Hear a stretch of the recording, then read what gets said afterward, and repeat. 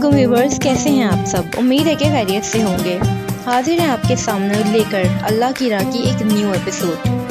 जैसे कि हमने आपको अपनी पिछली वीडियो में बताया कि किस तरह कुदरती तौर पर टाइटैनिक एक हादसे का शिकार हो गया था, आज हम आपको बताएंगे कुछ ऐसी बड़ी और नाकाबिले यकीन टेक्निकल गलतियों के बारे में जो अगर ना की जाती तो शायद टाइटैनिक के हज़ारों पैसेंजर्स को अपनी जान ना गंवानी पड़ती और आज टाइटैनिक अपने क्रैश की वजह से नहीं बल्कि अपनी कामयाबी की वजह से दुनिया में मशहूर होता। लेकिन वो कहते हैं ना कि जब इंसान का बुरा वक्त आता है तो उसकी आंखों पे पट्टी बन जाती है। 10 अप्रैल 1912 ये वो दिन था जब दुनिया का लग्जरी जहाज अपने पहले सफ़र के लिए बिल्कुल तैयार था। उस दिन अटलांटिक ओशन बिल्कुल पुरसुकून था और तूफान आने का दूर दूर तक कोई अंदेशा नहीं था। जहाज में 1500 से ज़्यादा पैसेंजर्स सवार भी हो चुके थे और जो लोग टाइटैनिक का टिकट अफोर्ड नहीं कर सकते थे वो सिर्फ इसके पहले सफ़र का आगाज़ देखने के लिए वहां जमा थे। लेकिन ना तो पैसेंजर्स को, ना ही टाइटैनिक के अमले को और ना ही सामने खड़े लोगों को पता था कि जो शिप अपने सफ़र के आगाज़ करने वाली है वो आगे जाके एक बदतरीन हादसे का शिकार हो जाएगी। आखिर वो ऐसी कौन सी गलतियां थीं जो कि 40 साल का तजुर्बा रखने वाले टाइटैनिक के कैप्टन स्मिथ को भी नज़र नहीं आई, ना ही टाइटैनिक ऑपरेट करने वाली company the white star line को, जिसने 107 शिप ऑपरेट करने का तजुर्बा कर रखा था, उनको भी ये नज़र नहीं आई। और तो और ये वर्स्ट तरीन गलतियाँ टाइटैनिक मैन्युफैक्चर करने वाली कंपनी हार्लेट एंड वुल्फ को भी नज़र नहीं आईं, जिन्होंने टाइटैनिक से पहले ही 500 शिप्स मैन्युफैक्चर की थीं। अगर बात की जाए टाइटैनिक की कंस्ट्रक्शन की तो ये कंस्ट्रक्शन 1907 में ही शुरू हो चुकी थी और बिल आखिर 3 साल की मुसलसल मेहनत के बाद और 2000 वर्कर्स की मदद से इसको तैयार कर लिया गया था। जब टाइटैनिक तैयार हो गया तो मरहला आया इसके टेस्ट का, जो इसने बआसानी पास कर लिया। टाइटैनिक के इस टेस्ट के पास करने के बाद इसके बनाने वालों का भरोसा इस पे मज़ीद बढ़ गया और इस शिप की मार्केटिंग एन अनसिंकेबल शिप के तौर पर की जाने लगी। यानी दुनिया में एक ऐसा शिप बना लिया गया है जो कि कभी डूब ही नहीं सकता। 10 अप्रैल 1912 वो दिन था जब टाइटैनिक को अपना पहला सफ़र शुरू करना था, जो कि साउथहैम्पटन से लेके न्यूयॉर्क तक का था। टाइटैनिक के इकोनॉमी क्लास के टिकट की कीमत $30, जबकि फ़र्स्ट क्लास की अगर बात की जाए तो $150 उसके टिकट की कीमत थी, जो कि आज के हिसाब से 3,40,000 बनते हैं। इसकी मार्केटिंग क्योंकि एक अनसिंकेबल के तौर पर की गई थी, जिसकी वजह से इसके सारे टिकट देखते ही देखते फ़रोख्त हो गए और बिल आखिर 10 अप्रैल का वो दिन आ ही गया जब इसको अपने पहले सफ़र की शुरुआत करनी थी। अब बात करते हैं टाइटैनिक की पहली और सबसे बड़ी गलती की। इसकी पहली और सबसे बड़ी गलती इस शिप की स्पीड थी, जो कि शुरू से ही बहुत तेज़ रखी गई थी, क्योंकि टाइटैनिक के कैप्टन स्मिथ को स्पीड कम ना करने के लिए बहुत ज़्यादा प्रेशराइज किया गया था। वो इसलिए कि किसी भी हाल में टाइटैनिक को 17 अप्रैल यानी सिर्फ 7 दिन के अंदर न्यूयॉर्क पहुंचाना था, क्योंकि टाइटैनिक के मालिकान इसको वक्त से पहले इसकी मंजिल तक पहुंचाना चाहते थे ताकि ये शिप लोगों में अपनी तेज़ रफ्तारी के लिए भी मशहूर हो जाए और इसकी रेपुटेशन पब्लिक में मज़ीद अच्छी हो जाए। थोड़ी ही देर में जहाज़ साउथहैम्पटन के पोर्ट को बहुत पीछे छोड़ आया और अब पीछे नीले समंदर के अलावा कुछ नज़र नहीं आ रहा था। अब बात करते हैं टाइटैनिक की दूसरी बड़ी गलती की। टाइटैनिक को सफ़र करते हुए तकरीबन 3 दिन गुजर चुके थे। बीच में फ्रांस और आयरलैंड में थोड़ी देर के स्टॉप के अलावा टाइटैनिक पिछले 72 आवर्स से मुस्तकिल चल रहा था और तेज़ी से न्यूयॉर्क की तरफ बढ़ रहा था। ये बात है 14 अप्रैल 1912 की। समंदर पर हर तरफ खामोशी और धुंध छाई हुई थी, जिसकी वजह से विजिबिलिटी बहुत कम थी। उसी रात एक और बहरी जहाज जो टाइटैनिक से सिर्फ कुछ घंटे आगे था, उसके कैप्टन ने टाइटैनिक को वायरलेस पे वार्निंग्स दी थी, जिसमें वाज़ेह तौर पर समंदर में आइसबर्ग्स और बहती हुई चट्टानों के बारे में वार्न किया गया था। लेकिन व्यूवर्स, इसको टाइटैनिक की बदकिस्मती ही समझ लीजिए कि उन वार्निंग्स को टाइटैनिक के क्रू ने इग्नोर कर दिया और इतना सीरियस नहीं लिया। एक्सपर्ट्स के मुताबिक ये वार्निंग्स कम से कम भी 6 बार दी गई थीं, लेकिन वायरलेस ऑपरेटर्स की कोताही की वजह से इनसे इतनी इम्पोर्टेंट वार्निंग्स मिस हो गईं। उनके लिए शायद ये नॉर्मल बात थी, लेकिन यही थी टाइटैनिक के अमले की दूसरी सबसे बड़ी गलती। इसकी वजह ये भी थी कि टाइटैनिक पर ज़्यादातर वीआईपी सफ़र कर रहे थे और टाइटैनिक का ज़्यादातर अमला उनकी खिदमत में मसरूफ़ था। लेकिन अगर इन वार्निंग्स को सीरियसली ले लिया जाता तो आगे का सीन ही अलग होता।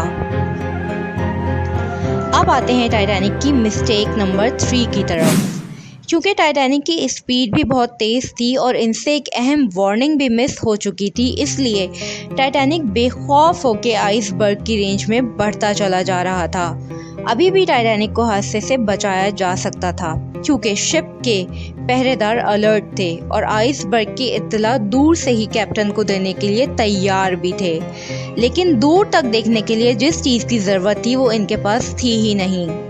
जी हाँ, हम बात कर रहे हैं दूरबीन की। पहरेदार अलर्ट तो थे, लेकिन वो दूरबीन ना होने की वजह से आइसबर्ग को दूर से नहीं देख सके। आइसबर्ग की खबर कैप्टन स्मिथ को उस वक्त हुई जब जहाज के पहरेदारों ने खबर दी कि जहाज के बिल्कुल सामने एक फुटबॉल फील्ड के साइज जितना आइसबर्ग आ चुका है। लेकिन उस वक्त बहुत देर हो चुकी थी क्योंकि आइसबर्ग जहाज के बिल्कुल सामने और करीब आ चुका था। बढ़ते हैं मिस्टेक नंबर 4 की तरफ। अटलांटिक ओशन में आइसबर्ग्स का होना कोई नई बात नहीं है और बड़े बड़े बहरी जहाज़ इस चीज़ को बहुत आराम से हैंडल भी करते हैं। टाइटैनिक के कैप्टन स्मिथ ने भी यही सोचा था। आइसबर्ग की खबर सुनते ही कैप्टन ने जहाज़ के इंजन बंद करने के साथ साथ उसका रुख मोड़ने की हिदायत जारी कर दी। बेशक कैप्टन ने जहाज़ से बचने की हर मुमकिन कोशिश की, लेकिन डिस्टेंस इतना कम था कि कुछ भी करना फजूल साबित हुआ। आइसबर्ग अब टाइटैनिक के सेंटर से टकरा चुका था, लेकिन अभी भी टाइटैनिक के बचाने की उम्मीद बाकी थी क्योंकि हो सकता था कि आइसबर्ग टाइटैनिक से टकरा के खुद ही टूट जाता और शायद होता भी ऐसा ही अगर टाइटैनिक की चौथी गलती अपना काम ना दिखाती। तो व्यूवर्स, एक्सपर्ट के मुताबिक टाइटैनिक की चौथी गलती ये थी कि टाइटैनिक के जो रिवेट्स बनाए गए थे वो स्टील के नहीं बल्कि कास्ट आयरन के थे, जो आइसबर्ग के टकराते ही बहुत आसानी से खुल गए। रिवेट्स का काम क्योंकि जहाज़ के बड़े बड़े लोहे के पीसेस को आपस में जोड़े रखना होता है, लेकिन क्योंकि रिवेट्स का काम जहाज़ के बड़े बड़े लोहे के पीसेस को आपस में जोड़े रखना होता है, लेकिन कास्ट आयरन क्योंकि स्टील के मुकाबले में नरम होती है, इसलिए एक क्रैश से ही खुल गई और वही हुआ जिसका डर था। Mistake number 5। टाइटैनिक की आइसबर्ग से टक्कर होते ही जहाज़ के अमले में एक हलचल मच गई क्योंकि पानी जहाज़ के निचले हिस्से में तेज़ी से भरने लगा। लेकिन इसके बावजूद जहाज़ का बचना मुमकिन था क्योंकि टाइटैनिक को इस तरह डिज़ाइन किया गया था कि इसके 3 फ्लोर्स में अगर पानी भर भी जाए तो भी ये नहीं डूब सकता था। लेकिन टाइटैनिक की बदकिस्मती है कि पानी 3rd फ्लोर को क्रॉस करके 4th फ्लोर तक पहुंच चुका था।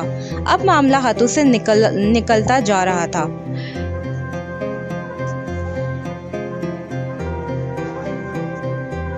अब टाइटैनिक को बचाने के बजाय इसमें बैठे पैसेंजर्स को बचाना ज़रूरी था। कैप्टन स्मिथ ने रेडियो पे इमरजेंसी अलर्ट जारी कर दिया था, लेकिन जब तक कोई आता टाइटैनिक की हेल्प के लिए तब तक बहुत देर हो चुकी होती।